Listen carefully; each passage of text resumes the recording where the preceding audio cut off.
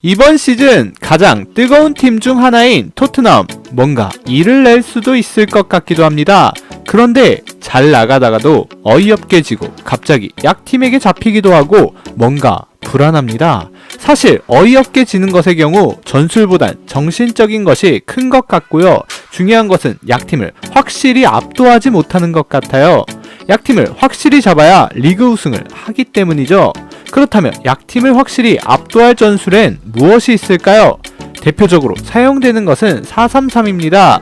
그리고 이것은 과거의 무리뉴가 가장 애용하던 전술이고요. 그런데 최근엔 자취를 감췄어요. 쓰더라도 굉장히 변형된 상태로 사용하는 모습을 보이고요. 그래서 오늘은 무리뉴가 왜 4-3-3을 사용하지 못하는지에 대하여 알아보도록 하겠습니다. 무리뉴는 원래 4-3-3을 굉장히 애용하던 감독입니다. 그런데 토트넘에선 이를 사용하지 못하고 있습니다. 그것은 4-3-3이 완성시 엄청난 파괴력을 자랑하는 전술이지만 어설플시 엄청난 약점을 노출하게 되며 완성하기 위한 조건이 상당히 많기 때문입니다. 그렇다면 완성하기 위한 조건에는 무엇이 있을까요? 저는 크게 4가지가 충족되어야 한다고 생각합니다. 첫째, 전방 공격수들의 퀄리티. 둘째, 풀백의 퀄리티와 운동량. 셋째, 메잘라의 퀄리티와 운동량. 넷째, 센터백의 안정감입니다. 먼저 전방 공격수들을 보도록 하겠습니다. 공격수들의 퀄리티란 그들의 움직임을 얼마나 효율적으로 가져가는지를 나타냅니다. 공격 시에는 센터포워드와 윙포워드가 유기적으로 움직이는 것이 중요한데 가장 대표적인 것은 센터포워드가 상대 볼란테와 센터백 사이에서 공을 잡거나 아예 중앙으로 내려와 공을 잡아 수비에 혼란을 주고 양 윙포워드가 침투하는 형태입니다. 그리고 수비 시 양 윙포워드는 메잘라와의 균형을 잘 조절하여 적절한 위치에서 자리를 잡아야만 합니다. 너무 올라갈 시 메잘라의 부담이 커지고 너무 내려올 시 4-5-1의 형태가 되어 전술이 무너질 수 있기 때문입니다. 토트넘의 경우 공격수들의 퀄리티는 충분하다고 생각합니다. 케인과 손흥민의 연계는 올 시즌 최고이며 반대편 모우라, 라멜라, 베일의 경우 부분적인 약점은 존재하지만 각자의 개성으로 이를 충분히 메울 수 있다고 생각합니다. 모우라와 라멜라는 엄청난 활동량으로 베일은 아직 터지지 않은 포텐으로? 네, 어쨌든 그렇다고 생각합니다. 두 번째는 풀백의 퀄리티와 운동량입니다. 4-3-3은 필연적으로 풀백에게 상당한 공격 기회를 제공합니다. 이유는 양 윙포워드가 수시로 상대 뒷공간을 노리거나 중앙으로 접고 들어가기 때문입니다. 그 결과 수비는 중앙에 집중되게 되고 양쪽 사이드는 완전 개방되게 되는 것이죠. 이를 가장 잘 활용하는 것이 리버풀인데 리버풀의 경우 아놀드와 로버슨이 크로스를 올리거나 침투하는 장면이 수시로 나오게 되는 것을 볼 수 있습니다. 그래서 양쪽 풀백은 공격과 수비 시 엄청난 스피드로 라인을 파괴해야 하며 수많은 크로스 기회를 살려야 하는 것입니다. 토트넘의 경우 가장 큰 문제는 이것입니다. 왼쪽에 벤 데이비스는 공격력이 최악인 모습을 보여줍니다. 무리뉴가 틈틈이 4-3-3을 쓸 경우 데이비스는 내리고 오리에만 올려버리는 비대칭 전술을 사용하는 경우도 많이 나오기까지 하였습니다. 신입인 레길론의 경우는 그래도 유용한 자원이라 생각합니다. 기본적으로 스피드가 좋으며 스페인 출신답게 좋은 볼 컨트롤로 안정감 있는 모습을 보여주기 때문입니다. 하지만 아직 표본이 적으며 빠른 전개 시 약간은 얼을 타는 모습을 보입니다. 오른쪽의 경우 세르지 오리에는 최고의 운동량과 최악의 크로스를 겸비한 선수입니다.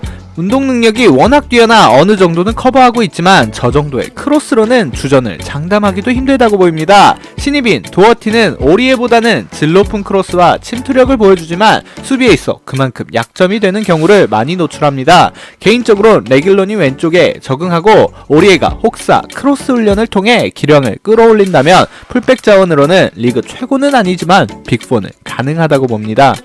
세 번째는 메잘라의 퀄리티와 운동량입니다. 개인적으로 가장 중요한 포지션이라 생각하는데 이유는 풀백과의 조율을 가장 크게 책임지기 때문입니다. 풀백이 올라갔을 시 빈 공간을 채우며 공간이 열리면 본인이 직접 침투해야 하기 때문이죠. 사실상 가장 지능이 뛰어난 선수가 차지해야 하는 자리입니다. 대표적 선수로는 이니에스타와 사비가 있겠네요. 토트넘의 메잘라를 소화할 선수로는 호이비에르, 시소코, 로셀소, 은돈벨레가 있습니다. 호이비에르는 중원에서 키패스를 찔러주거나 수비 상황 시 상대를 마크하는 것에 있어 뛰어난 모습을 보입니다. 하지만 상대 공간으로 침투하는 모습이 굉장히 약한 모습을 보입니다. 시소코는 엄청난 활동량을 무기로 침투와 수비 시에 상당한 장점을 보이지만 패스가 굉장히 투박하며 좁은 공간에서 파괴력이 너무나도 떨어집니다. 로셀소는 패스와 창의적인 장면에서 상당한 장점이 있지만 피지컬적인 약점이 많이 노출되며 돌파 장면에서 확실한 모습을 보여주지 못합니다. 은돈벨레의 경우 공격시는 포스트 포그바라 불렸을 만큼 뛰어납니다. 하지만 너무나도 극명한 오프더블 움직임과 수비력이 문제가 됩니다. 마지막은 센터백의 안정감입니다. 4-3-3의 특성상 높은 지역에서 압박을 가하게 됩니다. 그럴 경우 자연스럽게 뒷공간은 넓어지게 되고 센터백의 스피드와 안정감이 중요해지게 됩니다. 개인적으로 토트넘의 센터백은 상당한 스피드를 가지고 있다고 생각하여 상대의 속공 수비를 잘한다고 생각합니다. 하지만 빌드업 능력이 너무 떨어진다고 생각합니다. 라인을 올렸는데 수비수의 패스가 잘리게 되면 이보다 치명적인 상황은 없죠. 리버풀도 반다이크가 온 이후 급격히 강해진 이유가 이것입니다. 빌드업을 책임질 센터백이 필요한 것이죠.